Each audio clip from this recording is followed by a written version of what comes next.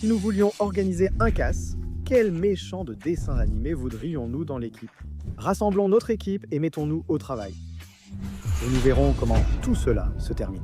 Maintenant, nous devons commencer par peut-être le rôle le plus important dans un scénario de casse, le chef ou le cerveau. Si vous voulez réussir un casse à grande échelle, il vous faut quelqu'un pour donner des ordres stratégiques, anticiper les issues et garder la tête froide du début à la fin. Il y a beaucoup de candidats pour ce rôle, mais nous devons absolument mentionner l'un des méchantins les plus drôles. Le propriétaire dans Smiling Friends. Cet homme a passé des mois à tout planifier, dépensé plus de 70 000 $ et sans doute commis des centaines de délits. En plus, il pouvait convaincre Alan de traîner avec lui, de fumer de l'herbe, de remplir leur ventre de soda light et de jouer à Burnout. Vengeance pour la PlayStation 2.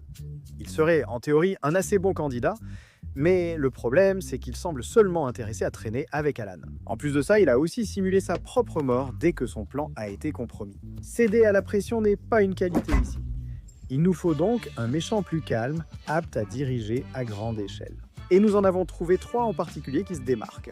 Le seigneur du feu Ozai d'Avatar, le dernier maître de l'air, l'empereur Belos de Mio House et Bill Cipher de Gravity Falls. Ces 3-là, bien que très différents, partagent un trait.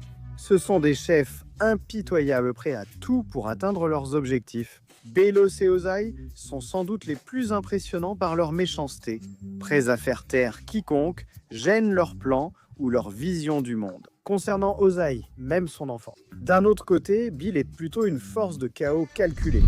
Au sens littéral, Bill veut simplement créer l'enfer sur Terre. C'est pourquoi nous devons le rejeter comme chef. Il pourrait facilement charmer son entourage pour pénétrer dans n'importe quelle installation, mais il ne semble pas intéressé par cela.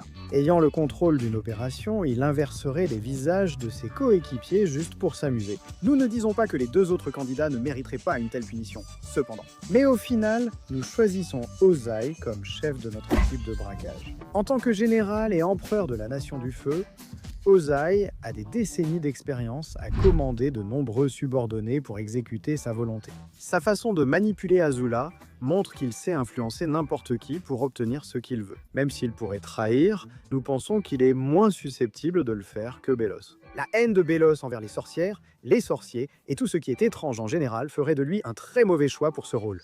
Gardez à l'esprit que ce type vient du XVIIe siècle et accuserait probablement toute technologie moderne de sorcellerie. Un parti pris réduisant la puissance de feu de l'équipe.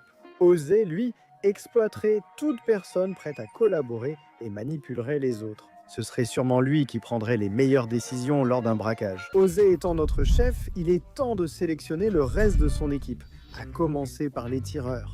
Comme précédemment, avec de nombreux prétendants ici, nous choisirons à nouveau 2 méchants pour ce rôle. Les personnages qui utilisent des armes à feu relativement simples, comme des fusils à pompe et des pistolets, sont les premiers à considérer. On pourrait choisir un classique comme Elmer Fudd par exemple. Certes, il correspond à peine à la définition d'un méchant, et les pouvoirs absurdes de Bugs Bunny le déstabilisent sans cesse. Mais un gars qui chasse pour le plaisir sait probablement manier une arme. Et c'est encore plus vrai pour quelqu'un qui tue carrément pour gagner sa vie, comme Blitzo de Hell of a Boss. Et je serai ton assassin aujourd'hui. Mais le coup est très bruyant.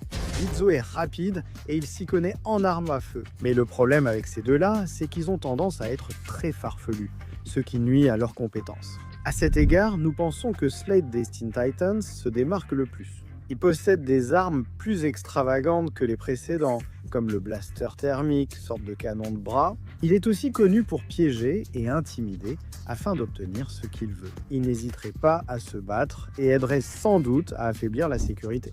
Nous ne sommes pas certains qu'il s'entendrait avec nos autres tireurs, leur personnalité étant très différente, mais pour le simple plaisir de la variété, nous ne pouvions pas imaginer de meilleur méchant à engager comme 2e tireur que le docteur Doofenshmirtz. En plus d'être incompétent, impulsif et mesquin, Doof a en réalité un bon fond. Ses qualités un peu ridicules l'empêchent de s'entendre avec des méchants plus sérieux. Et sa tendance à installer des boutons d'autodestruction inutiles fait généralement échouer ses plans. Alors pourquoi l'embauchons-nous? Eh bien, c'est simple. Malgré tous ses défauts, Doof est un inventeur de génie. Il peut fabriquer n'importe quoi, d'une machine qui transforme tout en son contraire à une photocopieuse humaine. Distraire les agents de sécurité serait la spécialité de Doff, ce qui pourrait convaincre des méchants plus sérieux de collaborer temporairement avec lui. En plus, il est clairement assez crédule pour être manipulé dans n'importe quel plan qu'Ozae pourrait élaborer. Et voilà, nous avons nos deux tireurs, Slade et Dr. Doofenshmirtz. Ensuite, à l'ordre du jour, il y a le perceur de coffre, pouvant inclure l'expert en explosion. Un perceur de coffre aurait besoin d'une grande puissance de feu. Nous envisageons certains des méchants les plus carrément mortels pour ce rôle, y compris lui des super nanas. Les super méchants de dessins animés sont presque toujours impressionnants par leur puissance. Mais lui est d'un tout autre niveau. Ce type est capable de briser le 4e mur, de contrôler d'autres personnages et même de manipuler le récit de la série dans une certaine mesure. Il est certainement capable de forcer un coffre-fort. D'ailleurs, il pourrait même faire comme Spot et simplement y plonger la main. Mais je pense parler au nom de nous tous en disant que lui est tout simplement trop dérangeant, même pour que ces méchants puissent collaborer avec lui. Nous avons besoin d'un méchant un peu plus équilibré et qui mette moins mal à l'aise ses coéquipiers. On pourrait choisir Willy le Coyote, un autre vétéran des Looney Tunes vaguement méchant. Il a effectivement accès à beaucoup d'explosifs et d'autres ressources qu'il utilise pour essayer d'attraper Bip Bip, mais ces ressources sont tellement tape à l'œil. Elles dévoileraient sûrement son identité instantanément. Surtout pour Jinx, qui semble avoir enfin réussi à se racheter. Mais pas avant d'avoir créé des armes de destruction massives qui ont divisé le gouvernement en deux. Aussi talentueuses soient-elles, elles sont trop voyantes pour ce rôle. Si seulement il existait un méchant connu pour être un voleur habile, un inventeur brillant et un génie du mal, tout en étant petit et discret. Ah oui, Sheldon J. Plankton. Maintenant, je sais ce que vous pensez. Plankton échoue constamment à voler la recette secrète du pâté de crabe. Et je vous l'accorde. Il n'a pas un excellent bilan, mais gardez à l'esprit qu'à la maison, Plankton, et parfois Karen, ne doivent pas seulement voler la recette. Il doit semer les crabes, ne pas se faire remarquer, puis s'assurer que le public ignore qu'il l'a volé. Dans cette équipe, son rôle se limiterait à ouvrir la fuite sécurisée. Conduite, combat et planification seraient confiés aux autres. Plankton pourrait alors se glisser dans les fissures du coffre et l'ouvrir de l'intérieur. Et peut-être garder un peu plus du butin pour lui. On pourrait appeler cela la prime du découvreur. Et sur ce, il est temps pour nous de regarder les personnages qui pourraient bien fonctionner en tant que hackers. Qu'ils aient besoin de surveillance ou de sabotage, quelqu'un devra être prêt à pirater la technologie qui entoure l'endroit où ce braquage aura lieu.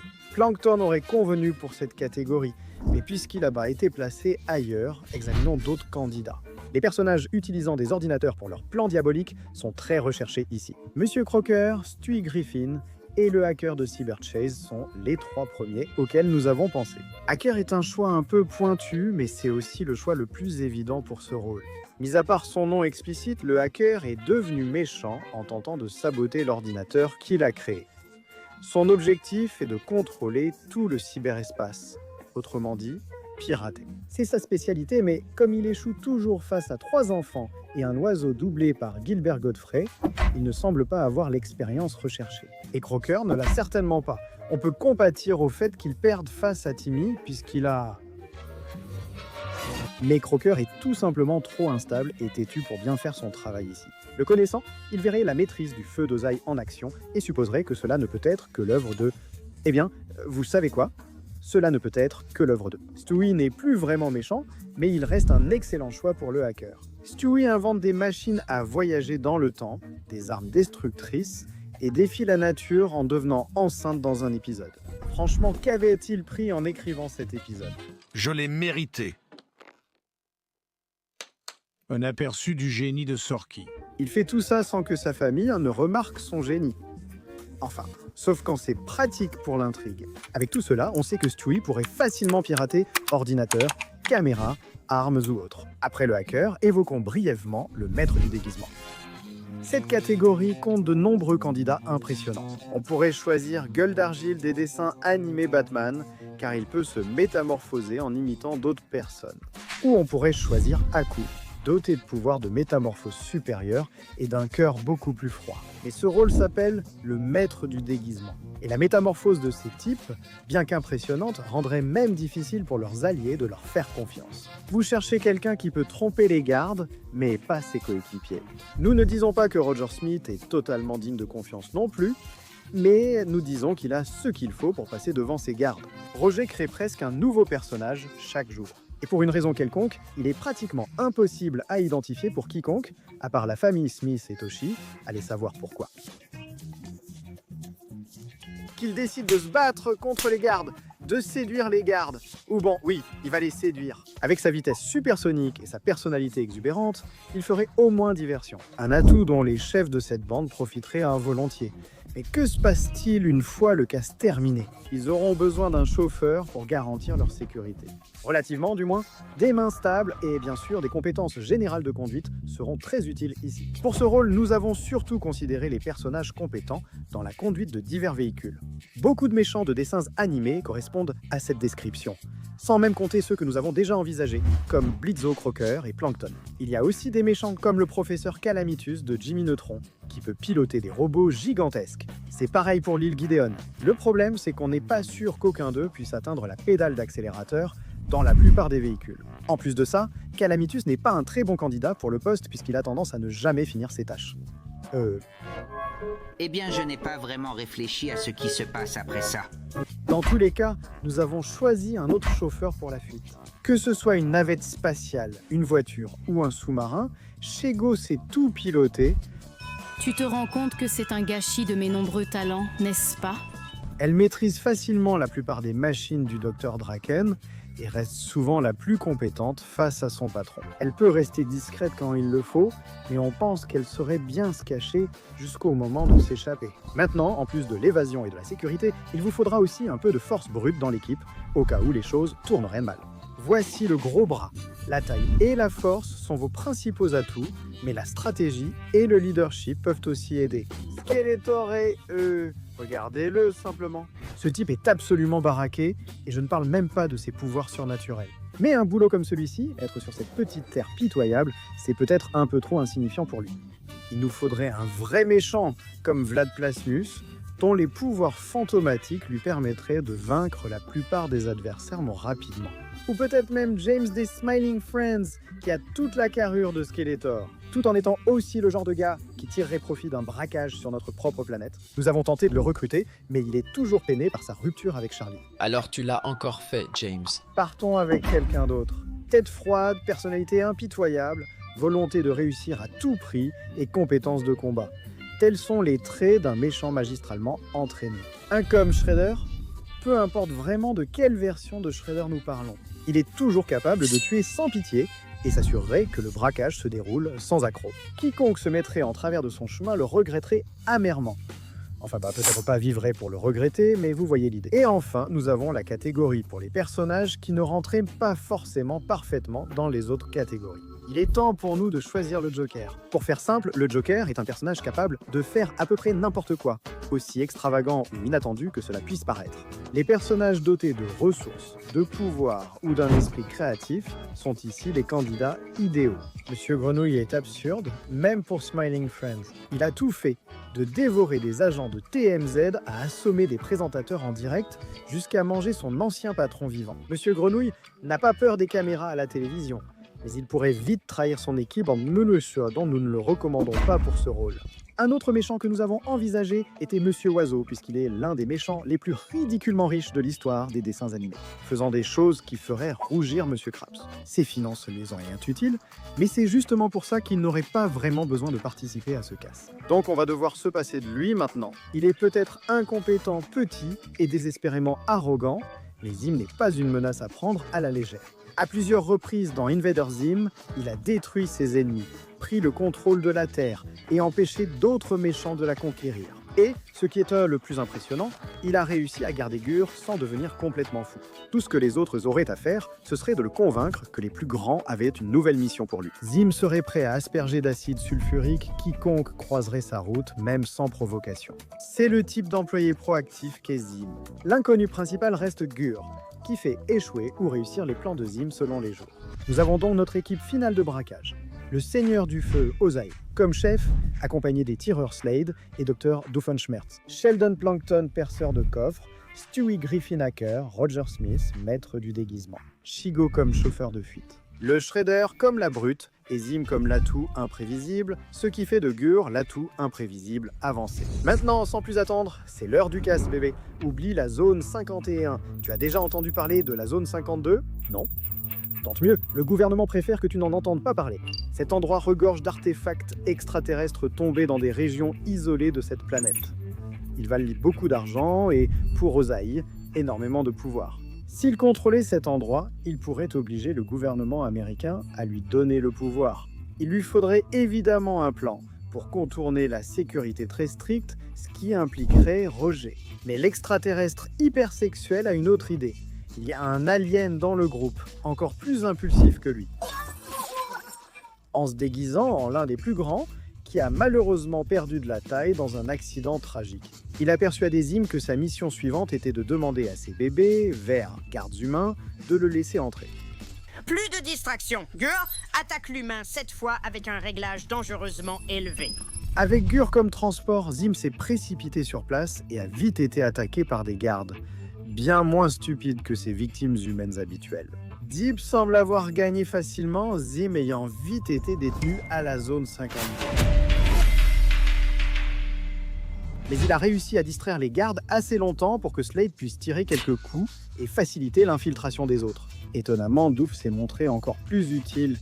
Voyant un garde s'en prendre à Gur, qui voulait juste saluer et organiser une fête dansante, il a utilisé sa nouvelle danse, comme le « personne ne regarde » d'Inader. Gur s'est aussi fait de nouveaux amis parmi la sécurité. Alors que Doof fêtait sa victoire sur les agents, Déchiqueteur avait d'autres plans. Après l'approbation d'Ozai, Déchiqueteur a frappé Slade à la moelle épinière, le paralysant pour l'achever. Doof prit la fuite, poussant Déchiqueteur à le poursuivre et à utiliser sa prochaine attaque fatale. Inator pour mettre à terre notre scientifique préféré, pas si méchant que ça. Désolé Doof, avec Perry ça aurait peut-être été différent. Tandis qu'Ozai et Shredder fonçaient dans l'installation, les autres méchants étaient plus prudents. Roger, Stewie et Plankton ont choisi de rester unis, conscients de leur avantage comme méchants moins suspects. Grâce à la vitesse supersonique de Roger, ils sont entrés dans l'installation encore plus vite qu'Ozai et Shredder. Je viens de l'espace, Jeff, je sais faire plein de trucs cool. Mais ils ont découvert que la chambre forte était surveillée par des agents très vigilants. Heureusement, Roger a une arme secrète. Son alter ego, Laura Vanderwoman, une femme absolument irrésistible pour l'agent de sécurité. Je veux dire, le gars savait qu'elle était une extraterrestre. Mais il ne pouvait tout simplement pas nier ce sentiment de véritable amour. Pendant que ces deux-là étaient occupés, Stewie a piraté les caméras de sécurité autour du coffre avant de suivre Plankton, qui avait presque fini de l'ouvrir de l'intérieur. Alors que Stewie l'encourageait, Shredder et Ozai ont agi. Stewie est un bon combattant, surtout pour un bébé, mais le combo ninjutsu et feu était simplement trop pour lui. Avec sagesse, après avoir été écarté, Stewie a sorti l'arme la plus puissante d'un bébé, pleurer. Quand ils ont vu que le bébé était entré dans l'installation ultra sécurisée, l'alarme a retenti et les portes ont été verrouillées. Cela a convaincu Plankton que la meilleure chose à faire était de prendre tout ce que ses petites pattes pouvaient porter et de s'enfuir. Diamants, lingots d'or et un livre mystérieux. Pourquoi mon enfant est-il d'une espèce différente? Tout cela serait d'excellents moyens de pression pour obtenir la formule de Krabs. Ozai et Shredder ont neutralisé plusieurs gardes. Mais Ozai a été submergé par les balles, mettant fin à son second règne avant qu'il ne commence. De son côté, Shredder s'est échappé de justesse grâce à son agilité, comprenant que ce braquage n'en valait pas la peine. Stewie, grâce à son esprit vif, a aussi été épargné et est rentré chez lui. Roger aurait finalement emménagé avec ce garde de sécurité. Ils se sont mariés, ont déménagé dans le Vermont, puis Roger l'a trompé avec une serveuse d'Applebee's quelques années plus tard. Il ne reste que Shigo Plankton et Gur. Shigo a eu la prudence de rester en retrait comme chauffeur. Ce n'était pas tout son potentiel, mais cela l'a éloigné du chaos causé par les autres méchants. Même elle ne s'attendait pas à voir Gur courir vers leur voiture avec 5 agents de sécurité en train de danser. Il y avait aussi Plankton, dansant de joie après avoir volé le trésor. Comme Ozai n'était pas disponible pour lui payer son salaire, quelques bijoux supplémentaires de la part de Plankton suffisaient à compenser cela. Elle a réalisé que la voiture ne démarrait pas. Shredder a tenté une dernière manœuvre pour s'emparer du trésor, mais il a commis une erreur fatale. Sous-estimer Shigo, dont la maîtrise du combat et les rayons d'énergie lui donnaient un net avantage. La rage de Shredder lui a presque permis de la surpasser jusqu'à ce que Gur décide de lui faire un câlin. Un cadeau que Shredder a rendu par un coup de pied. Ce simple coup de pied a déclenché la colère des agents de sécurité amis de Gur, mettant fin au braquage de Shredder. Ayant retrouvé leurs esprits, les gardes se sont rendus compte qu'ils étaient techniquement complices du braquage. Alors ils ont accepté de garder le silence en échange de la promesse que Shego, Plankton et Gour ne reviendraient jamais. Sauf pour Gour, à qui on a proposé un poste d'agent de sécurité. Il est si mignon qu'il suffit de demander poliment aux voleurs de partir, et la plupart obéissent. Les trois sont alors partis séparément, laissant Azim une chance de s'échapper un jour. Bonne chance, tu en auras besoin.